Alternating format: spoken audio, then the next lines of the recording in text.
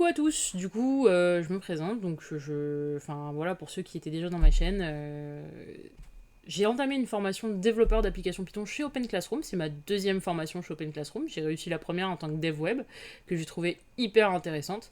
J'ai décidé de continuer sur beaucoup de Python, donc parce que je suis vraiment accro au Python, on peut dire ça comme ça, je trouve que le langage est extra bien.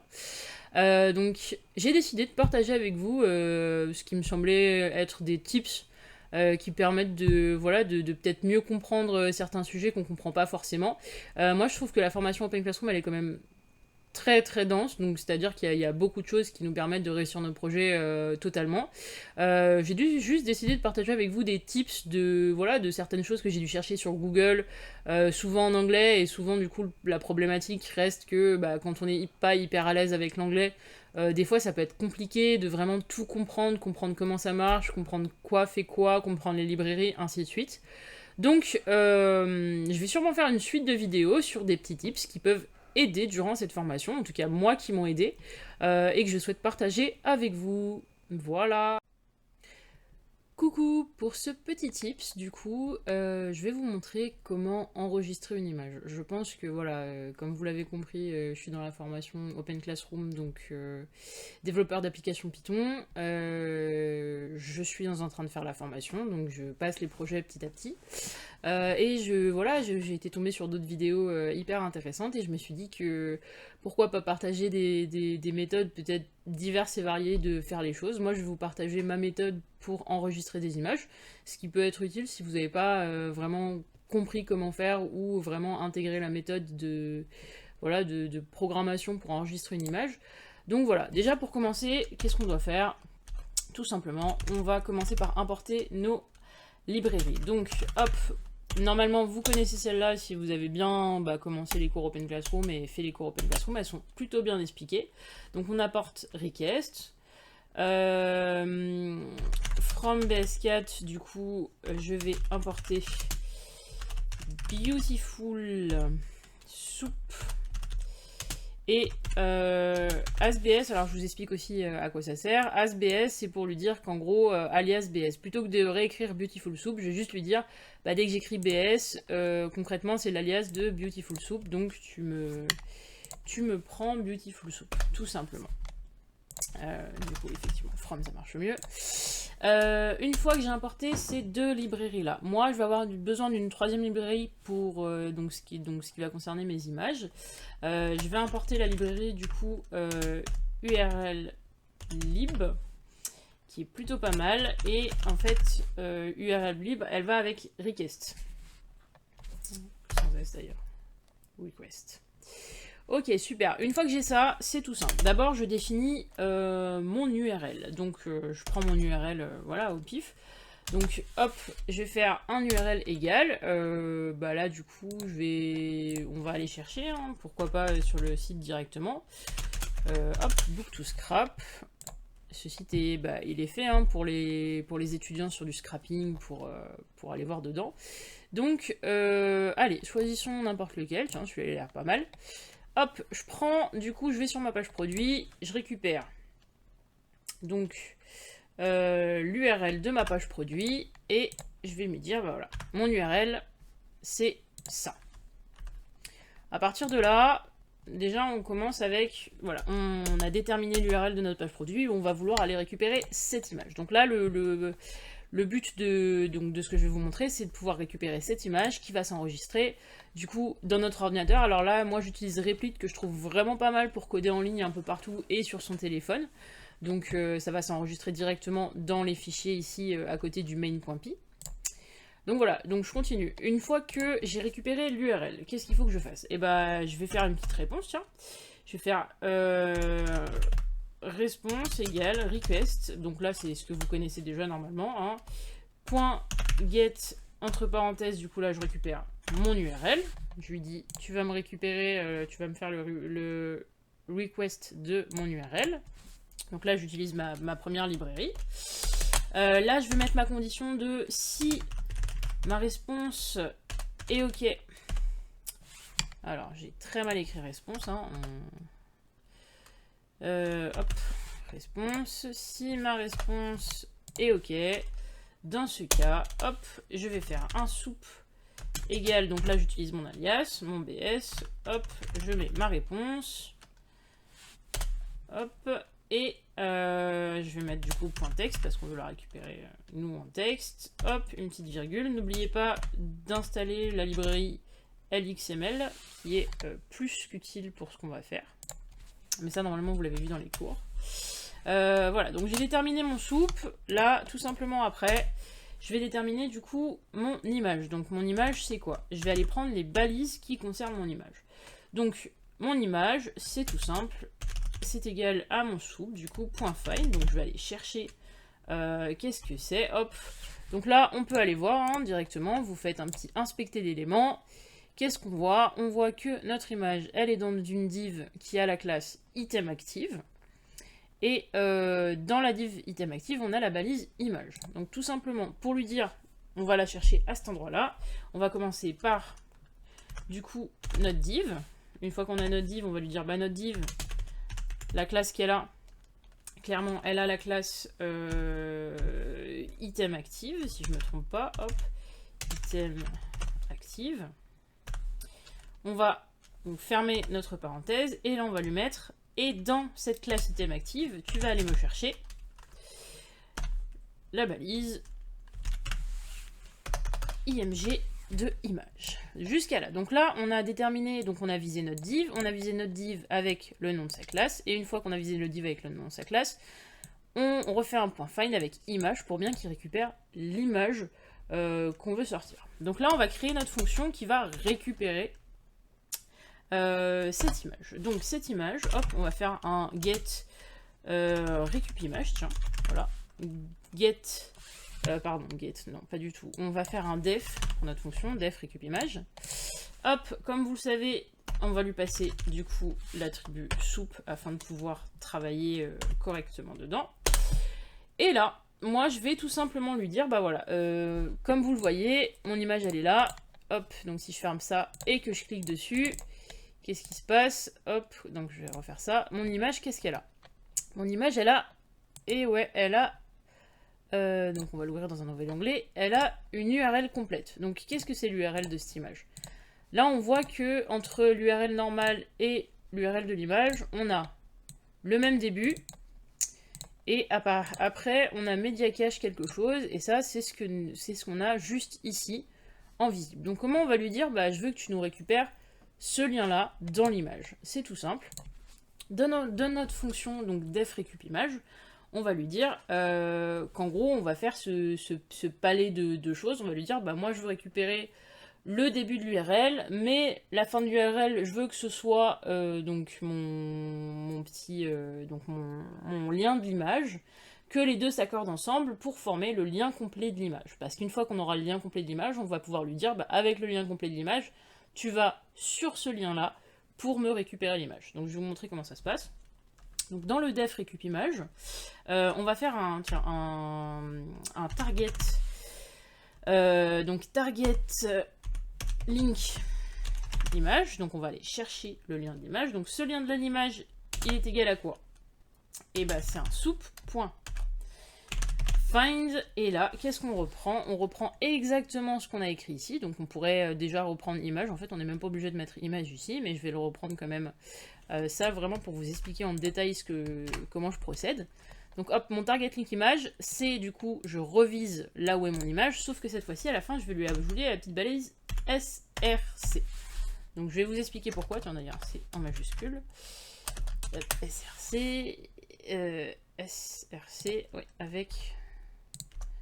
Voilà, c'est même pas en majuscule, j'ai juste oublié les... Donc, en fait, c'est quoi la différence entre finalement ce image-là et cette image ici? Donc je vais vous montrer tout simplement, là, tu vois, on va faire un petit test. Je vais faire un print de mon image. Hop, et ici, qu'est-ce que je vais faire? Je vais faire... tiens, dedans, d'ailleurs, je vais faire un print de mon target link image, pour que vous voyez la différence. Hop. Et là, du coup, je vais faire un print de ma fonction qui récup l'image avec le petit soupe à l'intérieur. Donc, qu'est-ce que ça me donne? J'ai un premier image ici et j'ai un deuxième récup image soupe. Donc là, hop, je lance. Ce qui est cool, c'est que du coup, ce qu'il faut pas oublier que vous fassiez, c'est vraiment d'installer dans le terminal toutes les librairies. Ce qui est cool sur Replate, c'est que moi, j'ai juste à mettre les imports et il le fait tout seul. Ah, je crois, sauf pour le LXML, que du coup, je vais faire juste après. Il va me dire, il y a une erreur, le LXML est pas reconnu. Si je me trompe pas, voilà. Hop, là, on va lui faire un petit pip install LXML. Il va être content, hop, il va nous installer tout ça.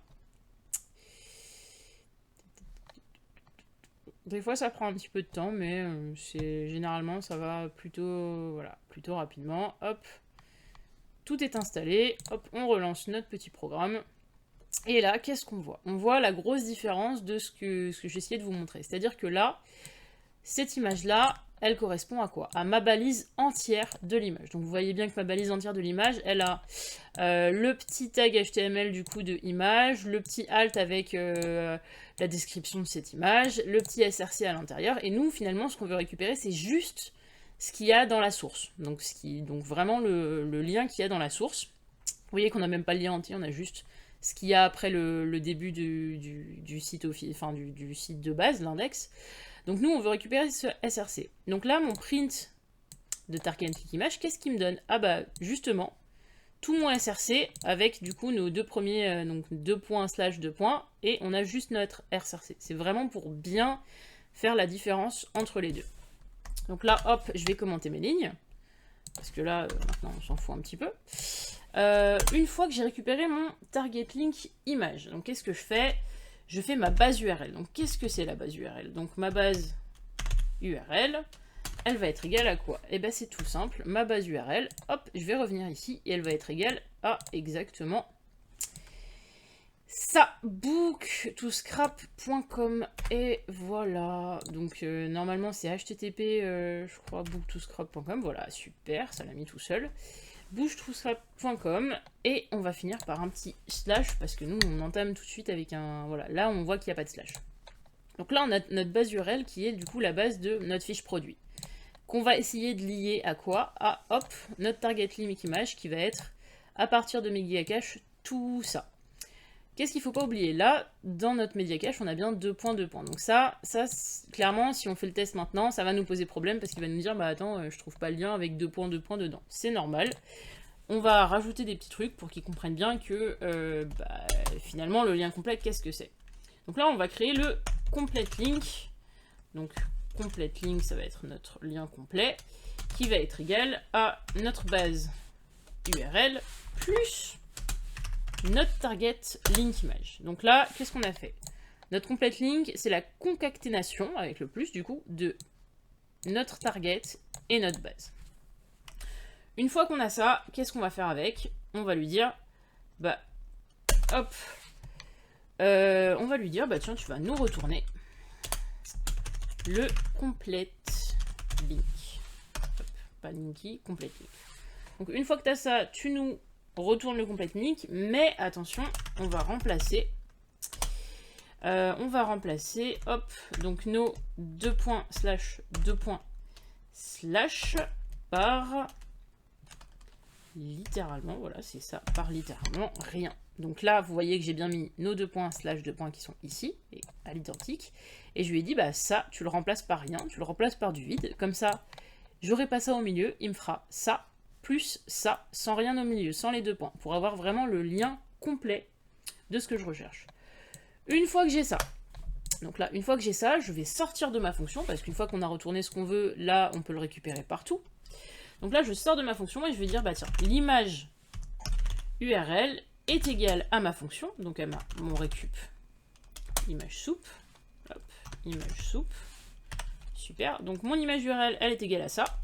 Qu'est-ce que je vais faire? Et là, ça devient très intéressant. Comment je vais enregistrer mon image? Donc, file name. Donc là, ça va être mon nom d'image, en fait. Littéralement, hop, je vais choisir un nom image. Donc, mon nom image, qu'est-ce que je veux que ce soit? Tiens. Et ben, je veux que ce soit, on va mettre image save.jpeg. on va l'enregistrer en JPEG, voilà.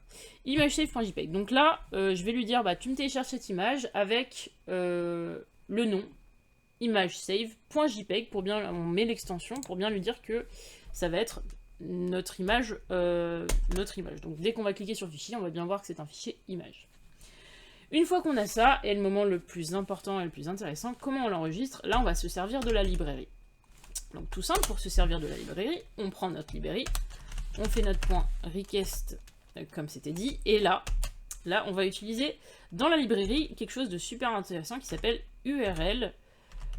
Voilà, URL retrieve. Donc ça, qu'est-ce que ça va faire? Ça va aller chercher donc votre image, donc ça va l'enregistrer, c'est ce qui permet en fait l'enregistrement de l'image, et à ce URL retrieve, on lui donne deux paramètres. Donc quand je vous dis on lui donne deux paramètres, c'est-à-dire qu'on va lui donner le paramètre image URL, juste ici. Donc notre premier, c'est quoi? C'est le lien. Hop, on va revenir un petit peu en arrière. Donc image URL, on lui donne en premier paramètre notre lien, et en deuxième paramètre notre nom d'image, afin qu'il ait deux choses. En premier paramètre, l'image, le lien de l'image, et en deuxième paramètre, le nom de l'image. Très important. Comme ça, on lui dit, tu nous enregistres avec ce nom-là, tu nous l'enregistres avec ce nom-là. Voilà, tu enregistres le lien avec ce nom-là. Donc là, qu'est-ce que ça va donner? Bah, moi, je vous propose qu'on teste directement. Hop, je lance mon programme. Hop, qu'est-ce que je vois? Je vois ImageSave qui apparaît. Oh bah tiens, ça m'a l'air de plutôt bien correspondre à ce que j'essayais de récupérer. Donc là, voilà, je vous ai un petit peu donné mon tips, voilà, mon tips recherché durement sur Google, hein, parce que Google est notre ami, et que je trouvais que les explications sont souvent en anglais, du coup, des fois, c'est pas forcément clair pour tout le monde. Du coup, voilà, là, vous avez une petite explication de, donc sur d'ailleurs le site Book2Scrap, comment pouvoir aller enregistrer une image en lui disant, bah voilà, donc avec la librairie URL Retrieve que moi j'ai trouvé très très sympa pour enregistrer les images, qui permet du coup en deux paramètres de lui dire, bah tu m'enregistres ce lien là, avec ce nom là. Moi, voilà, je vous ai fait un petit peu la méthodologie de comment j'ai été chercher l'image, pourquoi j'ai créé un lien complet de l'image, et j'ai remplacé du coup un petit peu les trucs manquants. Donc ça, tout ça, c'est vraiment un gros résumé de ce qui a été dit. Donc je sais que pour le téléchargement de l'image, moi j'ai mis beaucoup de temps à trouver comment faire. Donc là, c'est un petit peu voilà, le partage de tips, parce que il me semble que justement programmer ensemble, et j'ai de la chance moi dans ma formation, c'est beaucoup de partage. Ça donne encore plus envie, je pense, de continuer à apprendre et de continuer à se donner au maximum. Voilà, merci beaucoup.